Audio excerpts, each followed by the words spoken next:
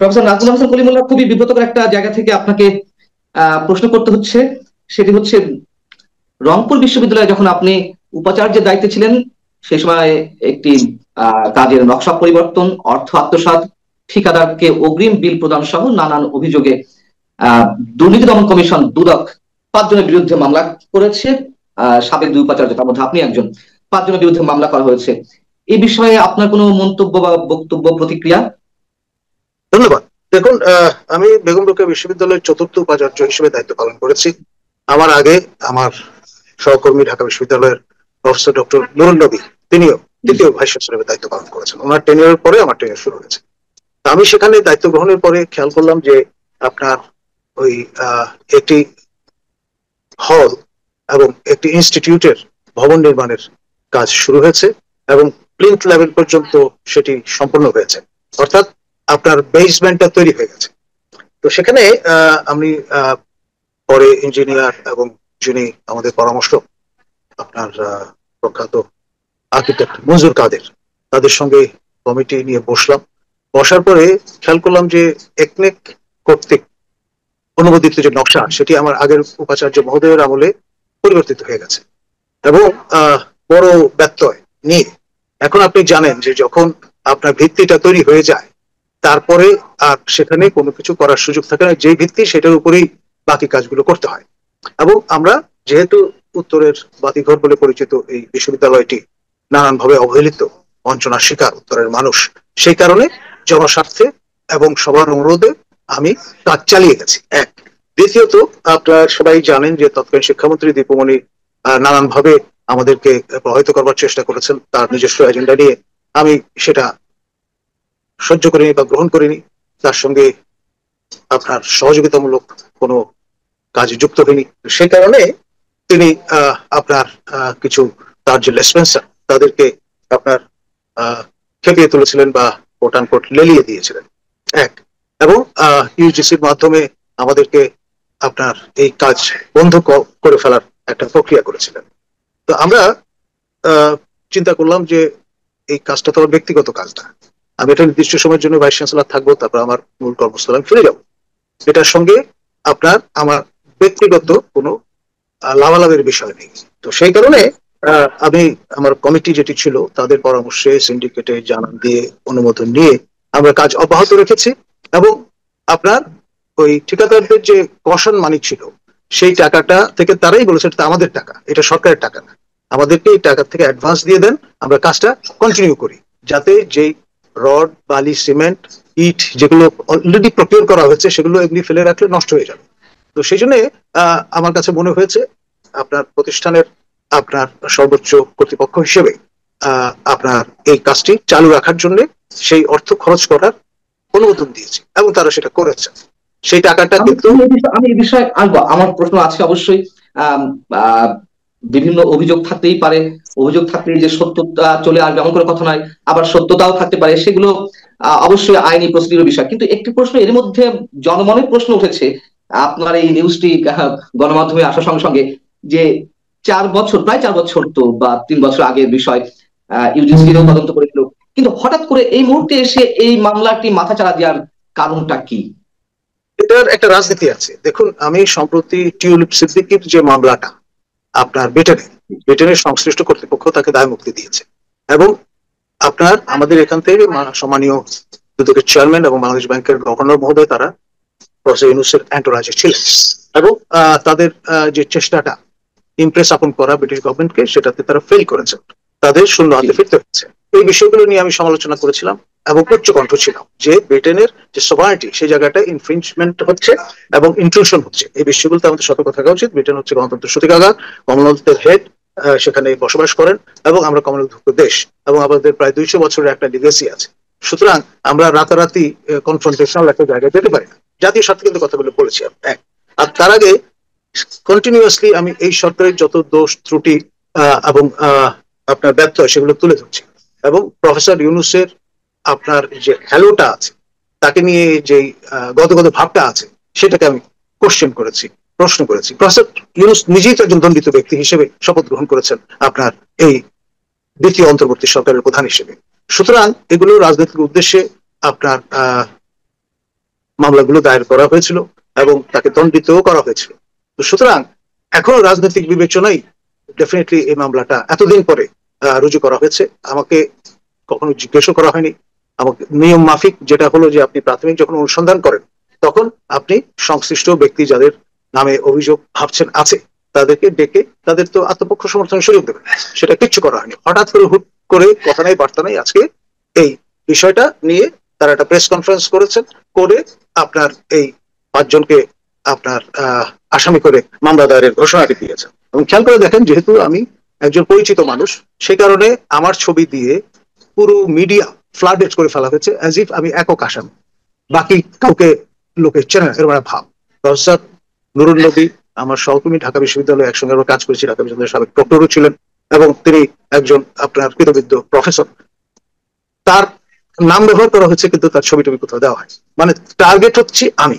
এখন উদ্দেশ্য হচ্ছে আমার কণ্ঠরোধ করা, আমাকে মেলাইন করা, সামাজিকভাবে স্টিগমাটাইজ করা, এবং ট্রেডিশনাল যে কায়দাটা আছে যে একজনকে যদি স্টিগমাটাইজ করা যায় তার সঙ্গে লোকজন মেলামেশা করবে না এবং তার বক্তব্য 2বার চিন্তা করে গ্রহণ করবে ইত্যাদি, খুব দুরভিসন্ধিমূলক বিষয়টা। এবং এর পেছনে আমি বলবো প্রফেসর ইউনূস এবং খলিল রহমান যিনি নিরাপত্তা উপদেষ্টা দুজনেই যুক্ত এবং তাদের যোগ সাজসে এই কাণ্ডটি হয়েছে, দুদকের মাথার উপর দিয়ে গেছে।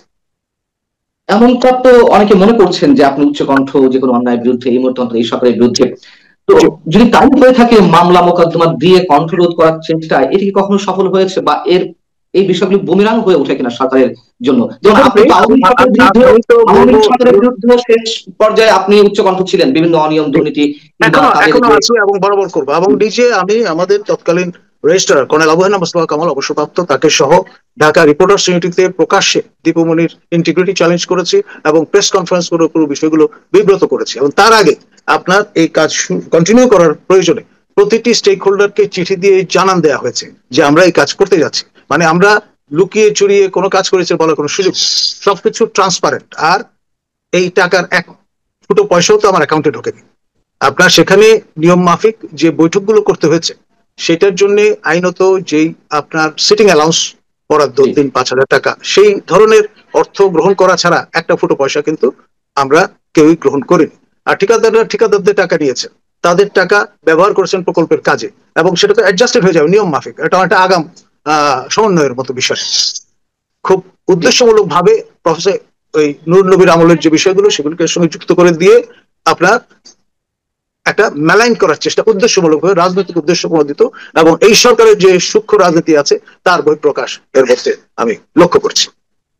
যদি তাই হয় যে আপনি এই সরকারের বিভিন্ন অনিয়ম বা অপকর্মের বিরুদ্ধে কথা বলছেন, তাহলে অন্য আর যারা বলছে তাহলে কি আমরা ধরে নেব যে সবাইকেই এই মামলা মোকদ্দমার এক ধরনের ভয় ভীতির মধ্যে রাখার একটা চেষ্টা করা হচ্ছে? ধরুন আমাকে একটা কেস স্টাডি হিসেবে ধরে মেলাইন করার চেষ্টা থেকে বাকি সবাইকে সতর্ক করার একটা প্রক্রিয়া এটি, এতে কোনো সন্দেহ নেই। এবং আপনার এর আগে দীপুমনির ইঙ্গিতে আমার নামে ডিজিটাল সিকিউরিটি অ্যাক্টের আওতায় মামলা করা হয়েছিল, আমরা কিন্তু মাথা নোয়াইনি, উচ্চকণ্ঠ ছিলাম বরাবর সেই আমলেও এবং প্রতিবাদী ছিলাম, প্রতিবাদ করেছি এবং আল্লাহর রহমতে সেই মামলা জয়লাভ করেছি। এই বর্তমান মামলাও আমি মনে করি টিকবে না। এক আর গায়ের জোরে অবৈধ প্রভাব খাটিয়ে যদি করা হয়, আমি বলবো জনগণের করের টাকায় পরিচালিত দুদকের যে সময় এবং ম্যান ডেইজ তা নষ্ট হয়েছে, অপচয় হয়েছে।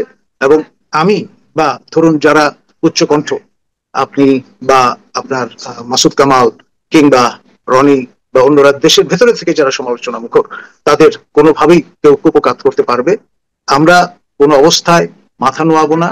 এবং আমাদের যে ট্র্যাক রেকর্ড আছে সেটি সমুন্নত রাখবো। Come what may, professor Yunus কেন, খলিল রহমান কেন, যে কেউ আপনার কোন রকমের অন্যায় যদি করেন তার শেষ দিন পর্যন্ত, যতক্ষণ আমার শ্বাস প্রশ্বাস আছে, আমি জীবিত আছি, আমি তার প্রতিবাদ করব, ক্ষান্ত হব না। আপনি একটু আগে বলছেন যে ডক্টর মোহাম্মদ ইউনূসের বিরুদ্ধে যে মামলাগুলো হয়েছিল সেগুলো রাজনৈতিক, আসলে কি সবগুলো রাজনৈতিক ছিল নাকি ভিত্তি ছিল?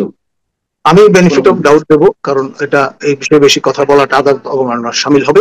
কিন্তু তিনি একজন পরিচিত ব্যক্তি হিসেবেই কিন্তু আপনার শপথ গ্রহণ করেছেন প্রধান উপদেষ্টা হিসেবে। পরে এটা নিয়ে আমাদের সিনিয়র সাংবাদিক আমাদের একেএম পাটোয়ারি, তিনি যখন বিষয়টা নিয়ে শো করলেন, ওপেনলি কথা বলা শুরু করলেন, তারপর তড়িঘড়ি করে তার সেই দণ্ড মওকুফ করা হয়েছে। এই সরকারের গোড়াতেই তো নানান ঝামেলা আছে। আপনার এই যে রেফারেন্স সেটা নিয়ে প্রশ্ন উঠেছে। তারপরে আইএসপিআর যখন তালিকাটা হাজির করে দিল যে মাননীয় তৎকালীন প্রধান বিচারপতি এবং মাননীয় বিচারপতি দুজনই তাদের হেফাজতে ছিলেন, তখন কিভাবে গোজামিল দিয়ে আপনার এই রেফারেন্সটা প্রণয়ন করা হয়েছে।